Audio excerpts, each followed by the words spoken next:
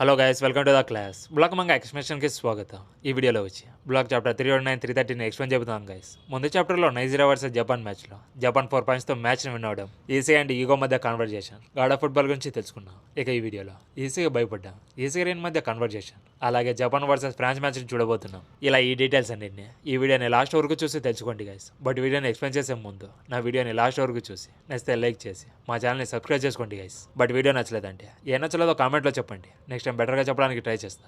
ఇక లేట్ చేయకుండా వీడియోని స్టార్ట్ చేద్దాం. ఇక చాప్టర్ ఒక టైటిల్ నేమ్ వచ్చి డోంట్ రన్ అవే. నీ ముందు ఎవరు ఉన్నా ఏ సిచ్యువేషన్ అయినా పారిపోద్దని మీనింగ్. ఇక కవర్ పేజ్లో చూసుకుంటే నోవా, ఇటోసిస్సాయ్, లోకి, డాన్ లోరెన్సో, కైజర్, బన్నీ ఇగ్లేషియస్, ఇలా వీళ్ళందరూ ఉంటారు. అంటే ఏంటంటే వాళ్ళు ఎవరికి భయపడకుండా ఏ సిచ్యువేషన్కి పారిపోకుండా ఫైట్ చేసిన వాళ్ళని చూపించారు.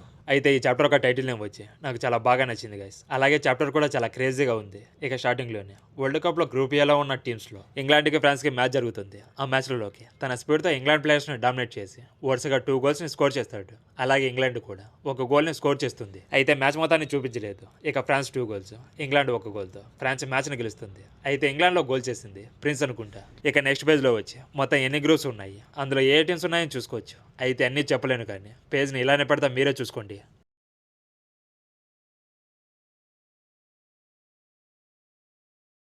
ఇక నెక్స్ట్ పేజ్లో చూసుకుంటే జర్మనీ వర్సెస్ కోస్తారికా మ్యాచ్లో కైజర్ హ్యాట్రిక్ గోల్స్ని స్కోర్ చేస్తాడు. అయితే కోస్తారికా వచ్చి 1 గోల్ని కూడా స్కోర్ చేయలేదు. ఈ మ్యాచ్ 3-0తో ఫినిష్ అయిపోతుంది. ఇక ఈ మ్యాచ్ను బ్లాక్ ప్లేయర్స్ వచ్చి మానిటర్ రూమ్లో చూస్తూ ఉంటారు. నాన్సే కైజర్ గేమ్ని చూసి మ్యాచ్ని ఎలా విన్ అవ్వాలో జర్మనీకి బాగా తెలుసు అని చెప్తాడు. ఇంకో పక్క ఆర్యో కైజర్ లాగా యాక్ట్ చేస్తూ నీ మీద నాకు ఫీలింగ్స్ ఉన్న ఈసీ అని అంటాడు. దానికి నీకో వచ్చి ఏంటి నువ్వు కైజర్ లాగా బిహేవ్ చేస్తున్నావు అని అంటాడు. అప్పుడు ఓటోయో వచ్చి నేను నీ మీద రివెంజ్ని తీర్చుకోవడానికి వచ్చే ఈసీ అని అంటే అలెక్సిస్ లాగా బిహేవ్ చేయడం స్టాప్ చేయని కరాసు ఓటోయని మేడ మీద ఒక పీకుతాడు. అయితే సెండో వచ్చి వాళ్ళ మాటల్ని ఎంజాయ్ చేస్తూ పక్కన స్మైల్ చేస్తూ ఉంటాడు. అయితే బారో వచ్చి కైజర్ గేమ్ని చూసి చాలా ఇరిటేట్ అయ్యి నాకు చాలా డిస్టర్బెన్స్గా ఉంది, కొంచెం గమ్మున ఉంటారా అని వాళ్ళ మీద అరుస్తాడు. అప్పుడు హియోరీ వచ్చి గ్రూప్లో ఉన్న ప్రతి టీం మిగతా టీమ్స్తో ఒక మ్యాచ్ని ఆడతారు. బట్ ఏ టీం అయితే టాప్లో ఉంటారో వాళ్ళు మాత్రమే నెక్స్ట్ రౌండ్కి వెళ్తారు. ఒకవేళ మనం నెక్స్ట్ మ్యాచ్ని విన్ అవుతే మనం ఫైనల్స్కి వెళ్ళడానికి ఎక్కువ ఛాన్సెస్ ఉంటాయని చెప్తాడు. అప్పుడే రైచే కానీ ఇక్కడ మన అపోనెంట్ వచ్చి ఫ్రాన్స్ వజ్రానే నెంబర్ 1 టీం అని చెప్తాడు. దానికి చిగిరి ఈసీగా లాగా మన అపోనెంట్ ఎవరైనా సరే వాళ్ళని డివోర్ చేసుకొని డిఫీట్ చేయగలమని చెప్తాడు. ఇక పక్కనే కరోనా ఒకవేళ మన మ్యాచ్ని విన్ అవ్వాలంటే వాళ్ళని డిఫీట్ చేయడం తప్ప ఇంకో ఆప్షన్ లేదని చెప్తాడు. దానికి యుకిమియా స్మైల్ చేస్తూ మన దగ్గర వజ్రానే బెస్ట్ అవడం తప్ప ఇంకో ఆప్షన్ లేదు, ఈసీ అదే చెప్పవాడు కదా అని అంటాడు. అప్పుడు ఈసీగా వచ్చి వాళ్ళు తిడుతున్నారా లేక కాంప్లిమెంట్ చేస్తున్నారో తెలియక మీరు నన్ను ఎగతాలు చేస్తున్నారా అని అడుగుతాడు. దానికి యుకిమియా మేమేమీ ఎగతాలు చేయడం లేదు, మేము నిన్ను కాంప్లిమెంట్ చేస్తున్నాం అంతే అని చిగిరితో నేను ఎప్పుడైనా నర్వస్ అయినప్పుడు నాకు ఒక మెంటల్ బూస్ట్గా ఇది వర్క్ అవుతుందని చెప్తాడు. దానికి చిగిరి చూస్తుంటే నీ హెడ్లో ఒక చిన్న ఈసీగా ఉన్నట్టు ఉన్నాడని అంటే అప్పుడు రైచి వచ్చి నా హెడ్లో కూడా ఒక చిన్న లిటిల్ ఈసీగా ఉన్నాడని చెప్తాడు. అదే కురానా కూడా చెప్తాడు. అది ఈసీగా చూసి మీరు నన్ను కాంప్లిమెంట్ చేయడం లేదు, నిజంగానే నన్ను ఎగతాలు చేస్తున్నారని చెప్తాడు. దానికి చిగిరి స్మైల్ చేస్తూ నేను అందరూ ఇన్స్పిరేషన్గా తీసుకున్నారని ఇది చూస్తుంటే అర్థమవుతుంది కదా అని అంటే అప్పుడు రైచి వచ్చి నీకోసం నేను వజ్రానే బెస్ట్ ప్లేయర్ అవ్వాలనే డ్రీమ్ని గివ్ అప్ అని చెప్తాడు. దానికి ఈసీగా స్మైల్ చేస్తూ సరే చూసుకుందాం. అది బ్లూలాక్ ఈగోయిస్ట్కి ఒక పాజిటివ్ మైండ్ సెట్ అని చెప్పి పీకి రెస్టారెంట్కి వెళ్తాడు. అయితే అక్కడ ఆల్రెడీ రిను పీ వేసుకుంటూ ఉంటాడు. అక్కడ రెన్నుని చూసి షాక్ అయిపోయి ఇద్దరు ఒకరినొకరు పెళ్ళికొడుకు పెళ్ళికూతురులా చూసుకుంటూ ఉంటారు. అప్పుడు రిన్ను నన్ను అలా చూడొద్దని చెప్తాడు. అలాగే ఈసీగా నువ్వు కూడా నన్ను అలా చూడొద్దని చెప్తాడు. అప్పుడు రిన్ను వచ్చి నీకు ఫుట్బాల్ ఆట చాలా ఫన్గా ఉందా, నువ్వు ప్లాన్ చేసింది అనుకున్నట్టే జరిగితే నువ్వే సూపర్ స్టార్ అవుతానని చెప్తాడు. దానికి ఈసీగా వచ్చి అవును ఫుట్బాల్ చాలా ఫన్గా ఉంది, అయితే నా సక్సెస్ను చూసి నీకు జెలస్గా ఉందని చెప్తున్నావా అని అంటాడు. దానికి రీను నేను చెప్పింది అది కాదు, నేను ఇటెస్ఎస్ఐని డిఫీట్ చేసేంత వరకు నాకిలాగా నువ్వు దీంతో సాటిస్ఫై అవద్దు, నా లైఫ్లోకి అడ్డంగా వస్తూ ఒక డీమన్ కింగ్ లాగా ఉండిపోని తన హ్యాండ్స్ని వాచ్ చేసుకొని అక్కడి నుంచి వెళ్ళిపోతూ ఉంటాడు. ఇక రెస్టారెంట్ నుంచి బయటికి వెళ్ళగానే బాజ్రా బాల్తో ఆడుకుంటూ ట్రైన్ని దాటుకొని వెళ్ళిపోయేటప్పుడు నువ్వు ఈసీని చూసావా, నాతో తన ట్రైనింగ్కి వస్తాడా లేదా అని ఈసీని అడగాలని అనుకుంటున్నాను అంటాడు. అయితే రిన్కి ఈసీ ఎక్కడ ఉన్నాడో తనకి తెలిసినా కూడా తను ఎక్కడ ఉన్నాడో నాకు తెలియదు, నేను నిద్రపోవడానికి వెళ్తున్నా అని అక్కడి నుంచి వెళ్ళిపోతాడు. అలాగే ఈసీ బాత్రూంలోకి వెళ్ళి డోర్ని వేసుకొని రిన్ చెప్పిన మాటల్ని వాళ్ళ ప్లేయర్ చెప్పిన మాటల్ని గుర్తు చేసుకుని నువ్వు సాటిస్ఫై అవ్వద్దు, ఇప్పుడు నేను బ్లూ లాక్లో నెంబర్ 1 ప్లేయర్ని, వరల్డ్స్కి అగెనెస్ట్గా ఫైట్ చేయడానికి నా దగ్గర అబిలిటీస్ ఉన్నాయి, అందుకే నన్ను అందరూ చేస్తూ స్టడీగా ఎవాల్వ్ అవుతూ ఉన్నారు. ఇక నేను రిన్ ఇద్దరం రెబల్స్గా పూజ చేసుకుంటూ ఎవాల్వ్ అవుతూ ఉన్నాము. అలాగే ఈగో డ్రింక్ కూడా నా మీద డిపెండ్ అయి ఉంది. ఏం పర్లేదు, అంతా నేను అనుకునేట్టు జరుగుతుంది, నువ్వు సాటిస్ఫై అవద్దు, ఇదంతా మంచిగానే ఉంది, కానీ నెంబర్ 1గా ఉండడం చాలా స్కేరీగా ఉందని. ఈసీఏ ఫస్ట్ టైం వరల్డ్స్లో ఉన్న నెంబర్ 1 ప్లేయర్ ఎలాంటి ప్రెజర్ని ఫీల్ అవుతాడు, అలాంటి ప్రెజర్ని ఫీల్ అవుతాడు. దానివల్ల తన హ్యాండ్స్, లెగ్స్, అలా బాడీ మొత్తం షివరింగ్ అవుతూ ఉంటుంది. ఇక ఈసీఏ తన హ్యాండ్ని పట్టుకొని, నేను బ్లాక్లో ఒక ఇంపార్టెంట్ పార్ట్ అని చెప్పడానికి ఏం సందేహం లేదు. అంటే ఒక మనిషి బ్రతకడానికి హార్ట్ ఎంత ఇంపార్టెంటో తను బ్లాక్ అంత ఇంపార్టెంట్ అని చెప్తున్నాడు. ఇక చాప్టర్లోకి వస్తే వజ్రానే బెస్ట్ ప్లేయర్ అవ్వాలని ఎగ్జాక్ట్గా నేను కోరుకుంది కూడా అదే. కానీ ఒకవేళ నేను ఆ ఛాన్స్ని జారిపోయేలా చేసుకుంటే, లేదా నేను మ్యాచ్లో మిస్టేక్ చేసి లాస్ అయితే, నాతో పాటు బ్లాక్ మొత్తం కొలాప్స్ అవడానికి ఛాన్స్ ఉంది. ఏ టీం అయితే టాప్లో ఉంటుందో వాళ్ళు మాత్రమే ఇలాంటి ప్రెజర్ని ఫీల్ అవుతారు. ఇలాంటి ప్రెజర్ని, రెస్పాన్సిబిలిటీని నేను ఎప్పుడు కూడా ఫీల్ అవ్వలేదు. ఇదే ఫస్ట్ టైం. అయితే రిన్, కైజర్, లోకి ఇలాంటి ప్రెజర్లో ఉండి ప్రతి సిచ్యువేషన్లో ఫైట్ చేస్తూ ఉన్నారు.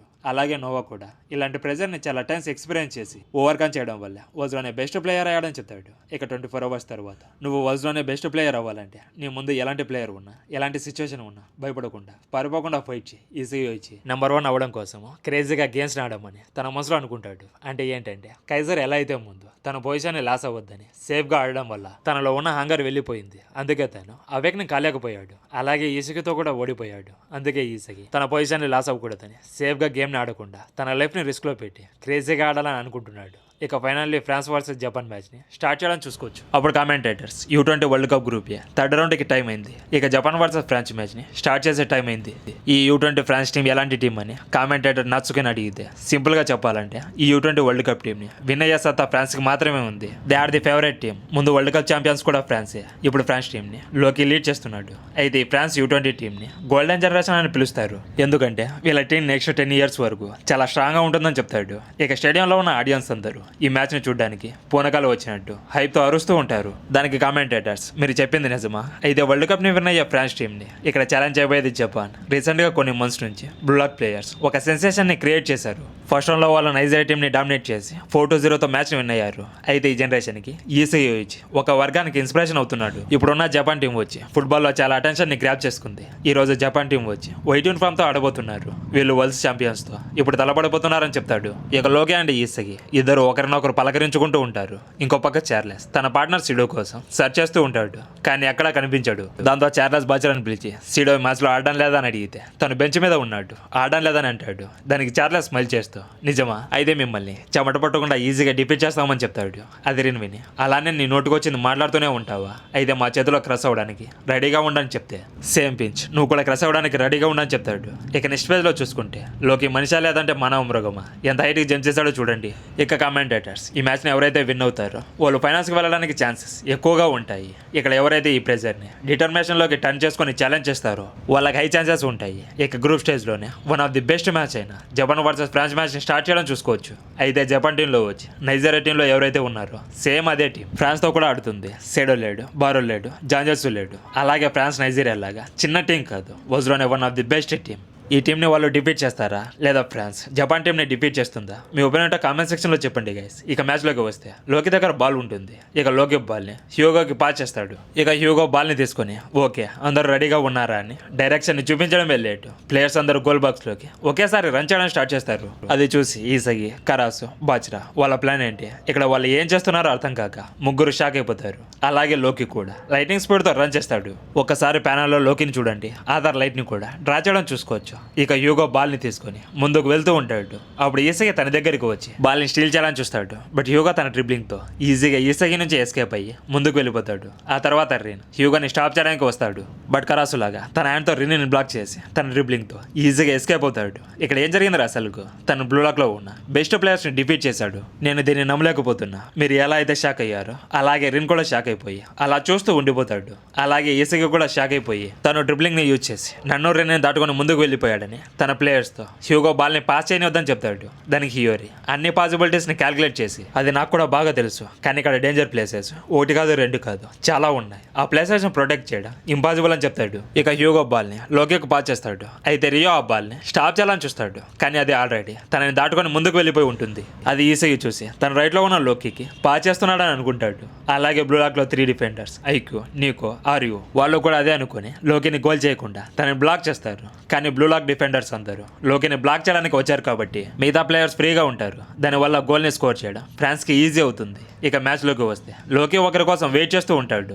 అప్పుడే చార్లెస్ సడన్ గా లోకి దగ్గరికి వస్తాడు. తను వెయిట్ చేస్తుంది కూడా చార్లెస్ కోసమే. ఇక చార్లెస్ రాగానే బాల్ని చార్లెస్ కి పాస్ చేస్తాడు. అది చూసి ఐకు షాక్ అయిపోయి లోకి మా అందరి అటెన్షన్ ని గ్రాప్ చేసుకోవడానికి స్ట్రైట్ గా వచ్చేసాడు. దాంతో మేమందరం లోకిని స్టాప్ చేయడానికి వచ్చాం. అయితే ఆ టైంలో చార్లెస్ వెనక నుంచి వచ్చాడు. ఇక్కడ లోకి తనకి పాస్ చేస్తాడని ఎవరు కూడా ఎక్స్పెక్ట్ చేయలేదని అనుకుంటాడు. అయితే నీకు చార్లెస్ గోల్ ని స్కోర్ చేయకుండా వెళ్ళి స్టాప్ చేయడానికి ట్రై చేస్తాడు. బట్ చార్లెస్ ఎయిర్ లోకి జంప్ చేసి గ్రిమ్లిన్ షాట్ ని హిట్ చేసి గోల్ ని స్కోర్ చేస్తాడు. అయితే ఇక్కడ చార్లెస్ ఆరని చూడండి, అది క్లాస్ ఆఫ్ క్లాన్స్ లోని హ్యారీ పాటర్ లోని గాబ్లిన్ లా ఉంది. బట్ నీకో బేర్లీ మిస్ చేసి స్లిప్ అయి కింద పడిపోతాడు. కానీ చార్లెస్ గోల్ చేస్తాడని ఎవరు కూడా ఎక్స్పెక్ట్ చేసి ఉండరు. అది రిన్ అండ్ ఈసీకి చూసి షాక్ అయిపోతారు.